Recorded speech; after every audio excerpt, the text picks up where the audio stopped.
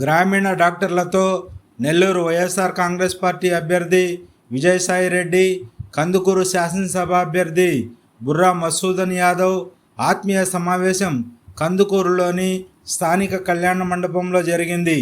ఈ కార్యక్రమంలో బుర్రా మసూదన్ యాదవ్, విజయసాయిరెడ్డి మాట్లాడారు. కొసమెరుపు ఏంటంటే 4 రోజుల క్రితం ఇంటూరి రాజేష్తో ఆత్మీయ సమావేశంలో పాల్గొన్న వారే ఈరోజు పాల్గొన్నారు. ఆ రోజేమో రాజేష్ని గెలిపిస్తామన్నారు, ఈరోజేమో బుర్రా మసూద్ని గెలిపిస్తామన్నారు. ఏందో ఈ రాజకీయాలు. అందరికీ నమస్కారం. సమాధ్యక్షులు కోటేశ్వరరావు గారికి, ఈరోజు ముఖ్య అతిథులు, పెద్దలు, గౌరవనీయులు, రాజ్యసభ సభ్యులు, వైఎస్ఆర్ కాంగ్రెస్ పార్టీ జగనన్నకి అత్యంత సన్నిహితులు, పార్టీని ప్రజాస్వామ్యంగా పోస్తున్న పెద్దలు విజయసాయిరెడ్డి గారికి, అదేవిధంగా వేదిక మీద ఉన్న విభాగంగా పనిచేస్తున్న పెద్దలందరికీ హృదయపూర్వక నమస్కారాలు జరుపుకుంటున్నాను.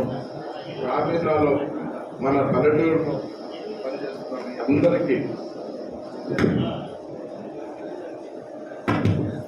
మీ అందరికీ పేరు పేరున హృదయపూర్వక నమస్కారాలు తెలుపుకుంటున్నాను.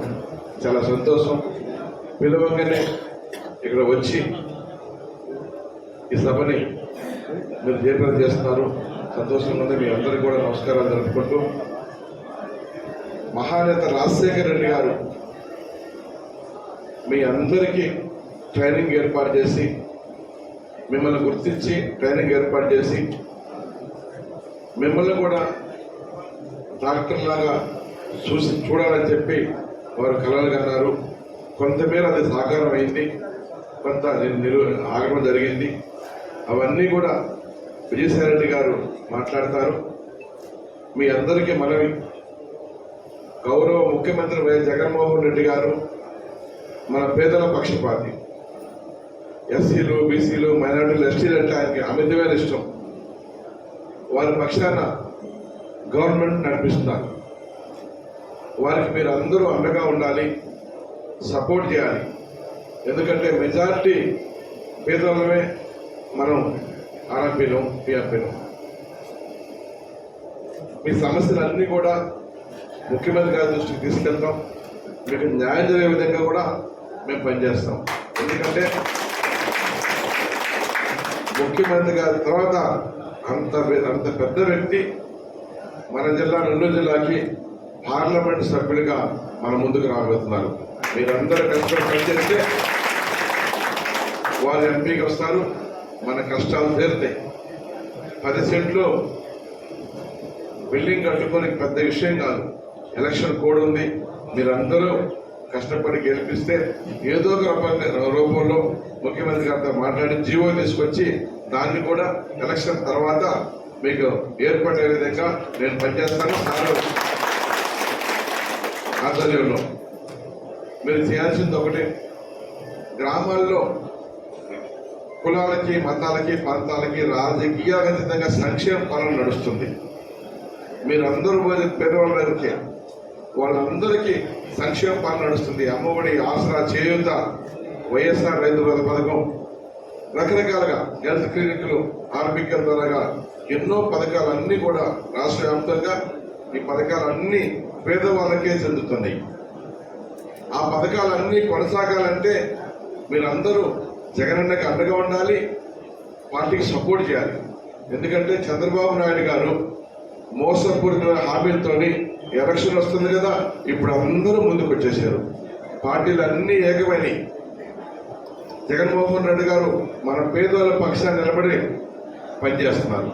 చంద్రబాబు నాయుడు గారు, పవన్ కళ్యాణ్, బీజేపీ వాళ్ళు ఇంకెవరు ఉన్నా కానీ అందరినీ కలుపుకొని పోయి ఏదో చేయాలని చెప్పేసి మోసపూరితమైన హామీలు ఇస్తున్నారు.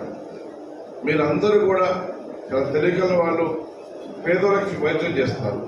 వాళ్ళకి తెలియదు, వాళ్ళకి ఈ పథకాలన్నీ కొనసాగాలంటే జగనన్నకి సపోర్ట్ చేయండి అని మీరు చెప్పి కొంచెం మోటివేషన్ చేయాలి. చంద్రబాబు నాయుడు గారి చేతిలో మీడియా ఉంది, పేపర్లు ఉన్నాయి, టీవీలు ఉన్నాయి. ఎల్ఈడి బస్సుల మీద పెట్టేసేసి అన్ని ఆచరణ సాధ్యం కాని హామీలన్నీ కూడా టీవీల ద్వారాగా టీ కొట్ల కాడ, సెంటర్లో, బడికాడ, గుడికాడ వాళ్ళ టీములు ఏర్పడిపోయి మోసపూరితమైన మాటలు చెప్పి ఏదో ఒక రూపంలో గెంతనెక్కాలని చెప్పి ఏర్పాటు చేస్తున్న చంద్రబాబు నాయుడు గారు.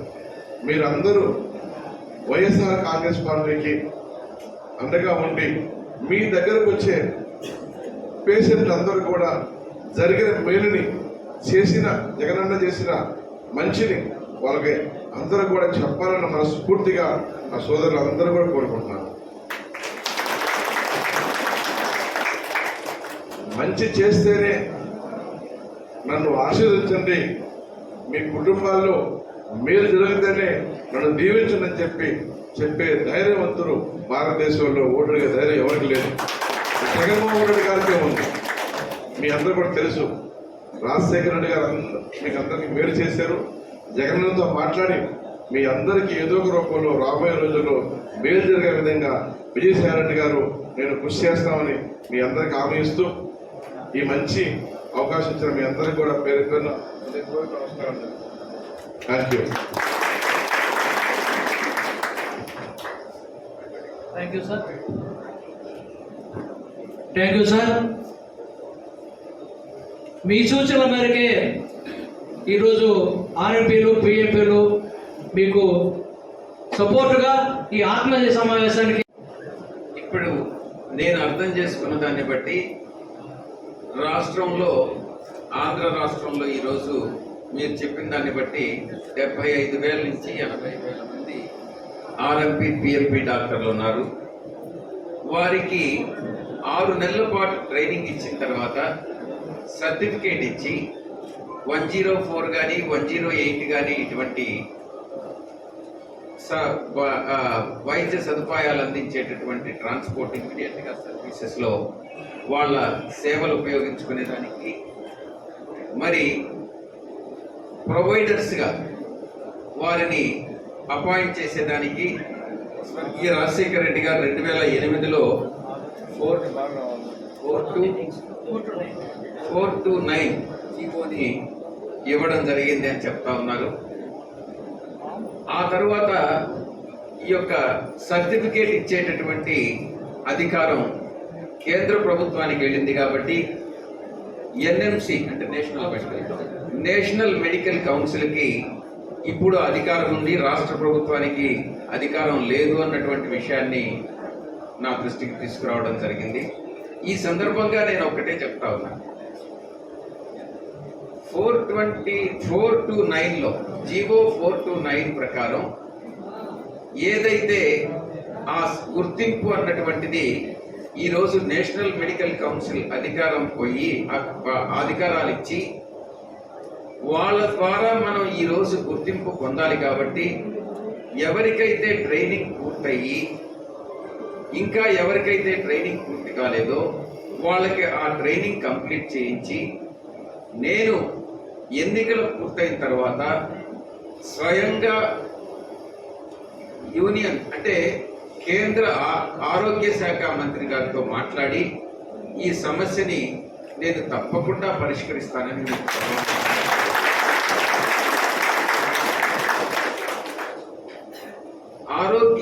కేంద్ర ఆరోగ్య శాఖ మంత్రి గారితో మాట్లాడి మీ యొక్క ప్రతినిధులు ఎవరైతే ఉన్నారో ఆర్ఎంపీ డాక్టర్స్, పిఎంపీ డాక్టర్స్ యొక్క ప్రతినిధులందరినీ కూడా ఎన్ఎంసికి నేనే స్వయంగా తీసుకెళ్ళి అక్కడ సమస్య ఏంటి అన్నటువంటిది ఎక్స్ప్లెయిన్ చేసి ఏం చేస్తే ఆర్ఎంపీ డాక్టర్లకి, పిఎంపీ డాక్టర్లకి 4290 ప్రకారం మనం వాళ్ళకి లాభదాయకంగా ఉంటుందో అది చేస్తానని నేను మీకు సభాముఖంగా తెలియజేస్తాను. ఇక రెండవ విషయం, మీరు ఒక స్థలాన్ని అడిగారు. స్థలం అంటే ఒక్కొక్క నియోజకవర్గానికి ఒక్కొక్క 10 సెంట్లు కావాలన్నా, లేకుంటే దాని మీద స్పష్టత అన్నటువంటిది నాకు టౌన్లో అంటే కందుకూరు, కావలి అటు జిల్లాలో హెడ్ క్వార్టర్ యూనియన్ కార్యాలయం. నియోజకవర్గ కేంద్ర కార్యాలయంలో అంటే మనకు నెల్లూరు పార్లమెంటు పరిధిలో 7 నియోజకవర్గాలు ఉన్నాయి. 7 నియోజకవర్గాల కేంద్ర పరిధిలో అంటే ఇక్కడ కందుకూరు, కావలి, ఆత్మకూరు, ఉదయగిరి, కోవూరు, నెల్లూరు ఈ యొక్క ప్రాంతాల్లో 10 సెంట్లు అడుగుతా ఉన్నారు. ఒక్కొక్క ప్రాంతంలో మీ యొక్క యూనియన్ కార్యకలాపాలని అక్కడి నుంచి నడుపుకునేందుకు ఆ తర్వాత ఆ సైట్ని తీసుకొని దాంట్లో బిల్డింగ్ కట్టుకునేటటువంటి ఉద్దేశంతో ఈ సైట్ని అడగడం జరిగింది. తప్పకుండా ముఖ్యమంత్రి గారిని ఒప్పించి ఇది నేను మీ యొక్క ఆశ నెరవేర్చాల్సిన మీకు ఇంకేదైనా సమస్యలు ఉన్నట్లయితే ఆ సమస్యల్ని నా దృష్టికి కానీ నాకు కానీ మధుసూదన్ యాదవ్ గారి దృష్టికి తీసుకొచ్చినట్లయితే తప్పకుండా మీ సమస్యలను పరిష్కరించుకునేదానికి. ఎందుకనంటే మేము ప్రజాప్రతినిధులుగా మీ యొక్క సమస్యలను పరిష్కరించేదానికే మేమున్నాం. మీ సమస్యలను పరిష్కరించలేనట్లయితే ప్రజాప్రతినిధులుగా కొనసాగడం అన్నటువంటిది దండగా అన్నటువంటిది నా అభిప్రాయం.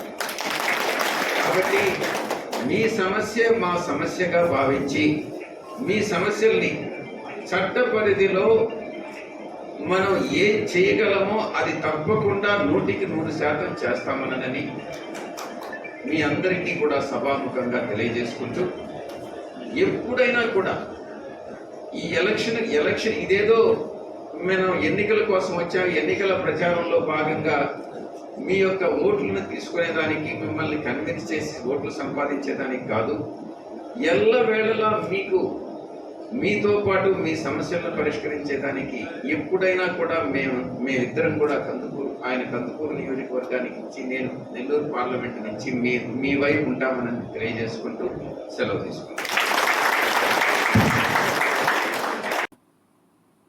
9వ తేదీ గుడ్లూరులో జరిగిన తెలుగుదేశం పార్టీ కార్యకర్తల సమావేశంలో వేమిరెడ్డి ప్రభాకర్ రెడ్డి టీం మీడియా మిత్రులతో దురుసుగా ప్రవర్తించిన విషయం మనకు తెలిసిందే. ఆ రోజు నేను కెమెరా స్టాండ్ పెట్టుకుని ఉంటే విపిఆర్ టీం కెమెరామెన్ అడ్డుగా నిలబడితే నేను అడిగితే నా నెత్తినెక్కి వీడియో తీసుకో అన్నారు. ఈరోజేమో క్రైమ్ 9 న్యూస్ ఛానల్ సోదరుని విజయసాయిరెడ్డి టీం అవమానించారు.